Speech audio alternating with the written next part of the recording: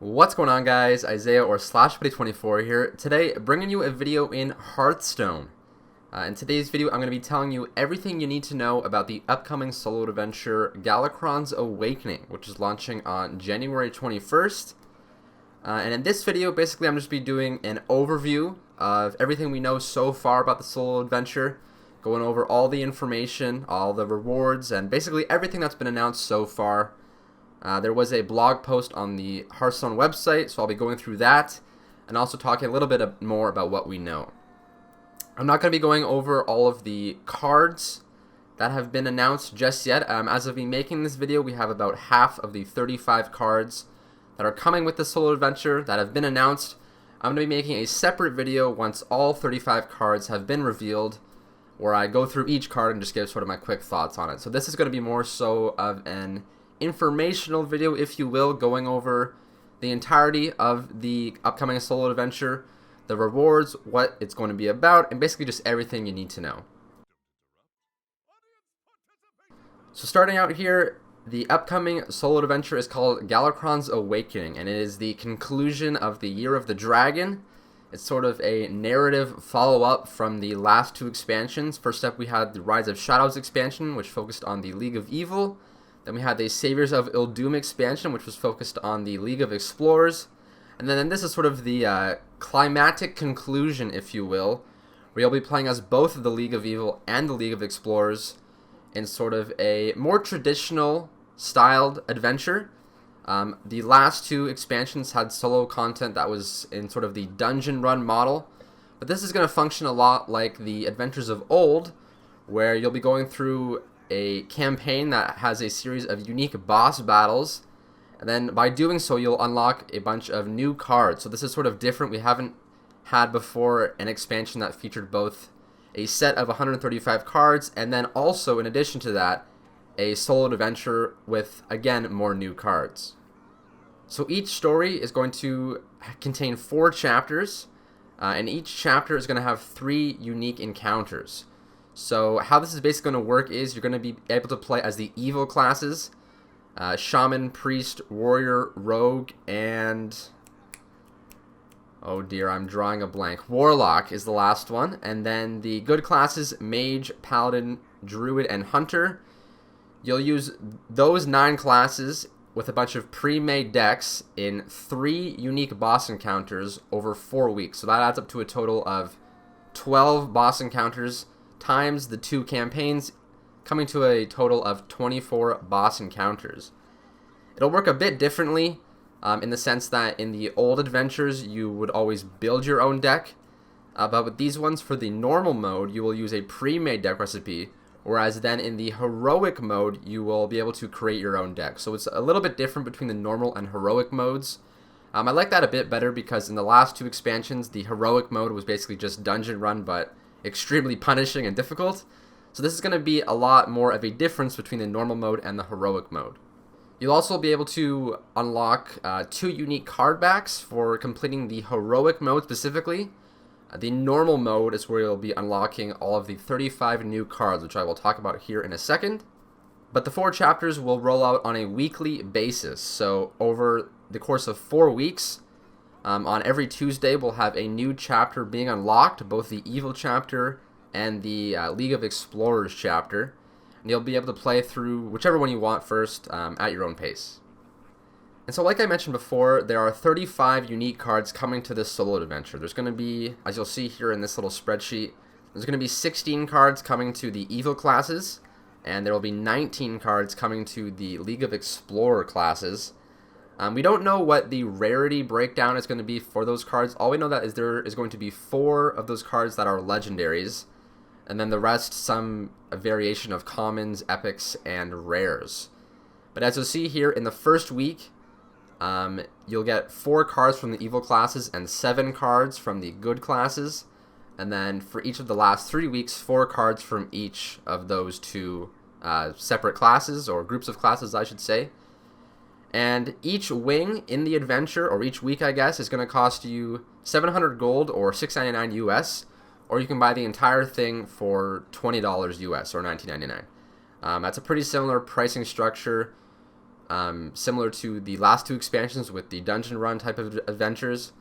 But this is obviously a bit different because previously you were just kind of paying to like play them, but this time you're paying to not only do the boss encounters, but also you're paying to get the cards guaranteed. You're not like buying packs. You're not just spending money to get a card back. You're getting both the card back for the heroic mode, and then you're also getting the cards themselves once you complete those specific encounters. So the first chapter, Evil, is going to be actually free. So you'll be able to try that out yourself if you're not sure if you want to buy the entire adventure or not. But then going forward, the rest of the content in the solo adventure is going to be paid, either 700 gold or $7 per chapter, or 20 bucks for the entire adventure. And so just in general, like, I think this is a pretty cool thing. I think a lot of players were getting really tired of the dungeon run solo stuff. I know I sure was. It was basically just dungeon run with like one or two unique twists. So I'm glad that they brought back the traditional and the old style adventures, but it does kind of suck that you basically are forced to kind of pay to buy this upcoming solo adventure, Galakrond's Awakening, because there's going to be a ton of cards coming out, 35 more cards, and it's safe to say that at least a few of those cards are going to be good. So it is something that you're probably going to have to buy, but either way, I did like sort of the old adventures like Blackrock Mountain, League of Explorers, even the Knights of the Frozen Throne solo adventure. That one was free, but I liked how unique each of those encounters and boss fights were. So I'm glad that they sort of listened to some player feedback and are bringing back the old boss encounter adventures this time around. Also important to note that there isn't really much of a pre-order bonus this time around. All you'll get is if you pre-order the entirety of the Galakrond's Awakening solo adventure, you will get a golden classic pack. So you will get 300 dust at the minimum. No free legendary though this time around like they had in the last expansion pre-order. So you don't necessarily have to pre-order. It can be something where you kind of want to wait and see how the cards are in terms of their power level. I mean, we haven't even had all of the cards announced just yet. I'll be getting more into the cards here in just a second. But I think it may be sort of safe to wait to see if all of the 35 cards are going to be strong. Obviously, there's going to be some that are stronger than others, but in general, if you want to just kind of wait, there isn't much of a pre-order incentive this time around. So if you're a little strapped for cash, you can definitely wait it out and see how the cards end up being in terms of their power level.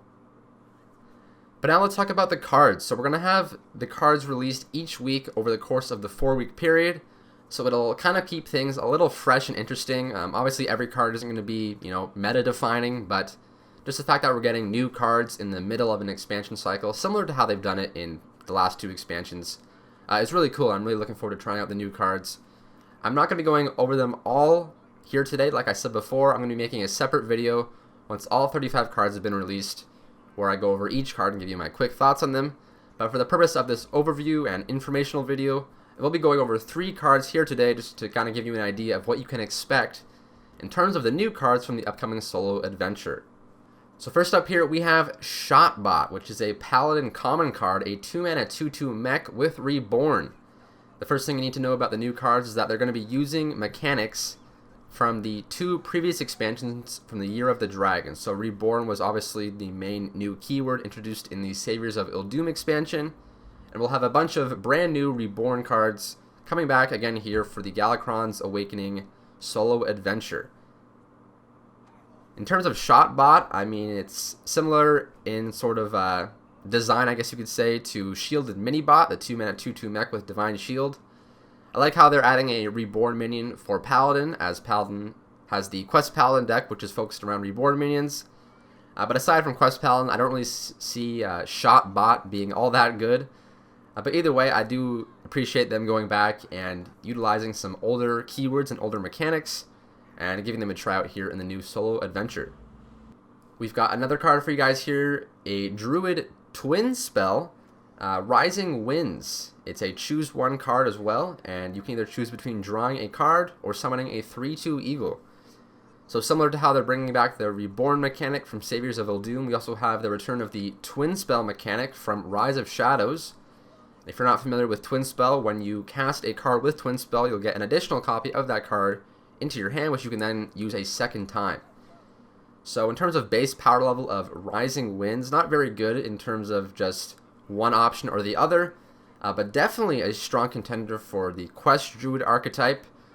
Spending 2 mana to draw a card and summon a 3/2 is a pretty powerful effect. Similar to sort of a Questing Explorer, which is a 2 mana 2/3 that draws you a card if you have a quest. This is sort of the late game version of that, where after your quest has been completed as Quest Druid, you can then still get that draw card, and you also get a minion effect. It sort of seems to be more of a sort of token or aggro druid type of card. But either way, it's a twin spell, and that certainly, I should say, gives it a lot more power. And we'll have to see if Rising Winds makes the cut. And then for the final card I'll be going over here today, we have a neutral legendary card, Grand Lackey Orca. Pardon me if I pronounce that incorrectly, but it's a 4 mana 2/3 legendary. And after you play a Lackey, add a Lackey to your hand. So a very, very powerful legendary here. Definitely one that a lot of people are going to want to get. Lackeys, of course, being the sort of consistent mechanic throughout the Year of the Dragon. We had a bunch of Lackeys come out with the Rise of Shadows expansion, and then 1 Lackey added in the most recent expansion, and then also in the Descent of Dragons expansion. So in terms of Grand Lackey Orca, I definitely think this card is going to see some sort of play. Lackeys see play in almost every class that can use Lackeys, those being the evil classes. So I definitely think Grand Lackey Orca is a pretty safe play to see, to see some sort of play in some sort of high-level meta deck. It's just a really strong card, and it's statted low so that you still have mana remaining to then chain together a bunch of Lackeys. I can definitely see this as being a huge value generator for any sort of Lackey deck, and especially for Highlander decks in particular. I think Grand Lackey Orca definitely has a solid chance of seeing play in those decks. But anyways, guys, that's going to do it for today's video. That's basically everything you need to know about the upcoming Hearthstone solo adventure, Galakrond's Awakening. It is launching on Tuesday, January 21st. We have the return of the traditional style of adventures with unique boss encounters, a campaign for both the evil classes and the good classes, as has been the narrative theme over the entirety of the last year in Hearthstone. It's going to be costing you $19.99 US, and we'll have 35 new and unique cards coming to the game, releasing periodically starting on Tuesday for the next 4 weeks. You can definitely expect some content from me coming out each week when the new chapters are released. So be sure to keep an eye out for that. If you enjoyed this video, also be sure to leave a like and subscribe. And as always, I'll see you guys soon.